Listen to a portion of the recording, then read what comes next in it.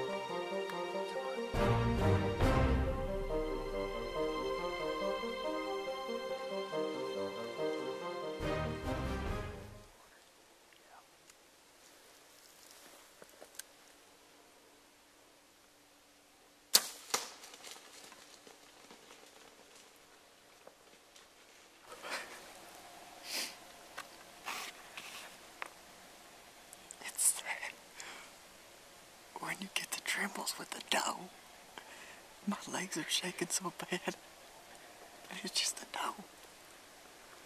I don't know what's wrong with me. I'm about to shake this thing.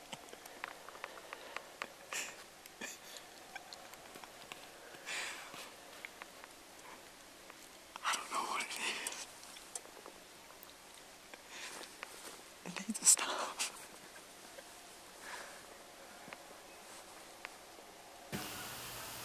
Well, after I shot that doe, and I'm sitting there all ramped up about shooting a doe because of the year being so bad, you know, I'm sitting there talking to my cameraman, shaking like a leaf, wondering why I'm shaking like a leaf. And there was a little button buck that was still milling around out there in the food plot, and I happened to look up as I was texting my buddy.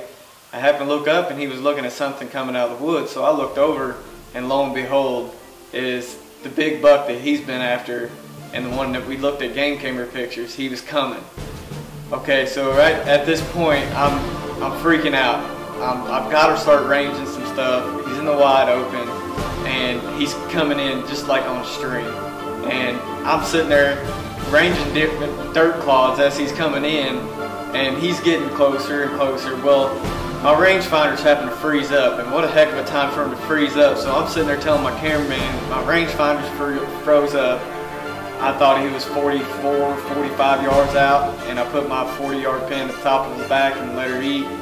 And I missed him way low, way low. Well, he takes off running, and I'm sitting there going through my head, what the heck just happened here? And I'm looking at my cameraman. He said, I don't know, knock another one, knock another one. He ain't leaving. Well, he goes to the edge of the woods, and we're sitting there. I'm trying to do a little doe bleat, and we're spraying out some estrus and everything, anything we can do to get this dude back in. Well, as we're trying to get him back in, he circles back down, and it looks like he's going to come around the timberline and come right in at us. Well, as he gets behind this tree where we can't see him no more, then we hear him jump the fence and go into the woods. Well, he's milling around in the woods. You can hear him like grunts. And I keep thinking, okay, he's going to come around to the backside. Well, you know, the backside of that tree that we was in was so big that there was no way I could have got a shot over there. But he was coming in, and it just got too dark on us. And by the time he did come within 15 yards or so of us, but he just kind of whittled out of our way, and we can keep hearing the footsteps getting further and further away, and my heart sank.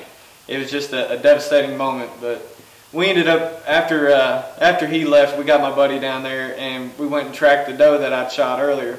It was kind of an odd track job because there wasn't a whole lot of blood, and I knew I had a good hit on her, but we just wasn't getting the blood that I thought we would have. Well, we keep tracking and tracking, and just little spots of blood. Well, we finally find her, and once we get her loaded up and, you know, get her tagged and everything, we're sitting there looking at this doe. Well, after I gutted her out, I found out that from where I shot, her stomach was pushed forward, and it was actually the 6th rib to the back is where I hit, and her stomach was pushed so far forward that where it should have been the vitals ended up, I hit the vitals, but also hit her stomach. A couple weeks later, sitting there strolling through our RedLeaf Facebook page, and we have a notice on there saying, you know, a picture of this deer. So I opened it up, and lo and behold, it is the deer that I missed with my bow. And a 12-year-old girl was hunting with her mom, and she ended up, the little girl ended up shooting that buck, and I think it scored 160 and 7/8 or 161. To say the least, I was tickled pink. I was so happy for her. You know, it put a kind of a closure to myself, because, you know, that was kind of a down moment for me, the biggest buck I've ever shot at, and I'm missing by 3 feet, you know. So that put a closure to my feelings, and I'm extremely happy that she was the one to get it, because you don't get opportunities like that very often, and for her to have a crack at it and to capitalize on it, needless to say, I was very happy for her.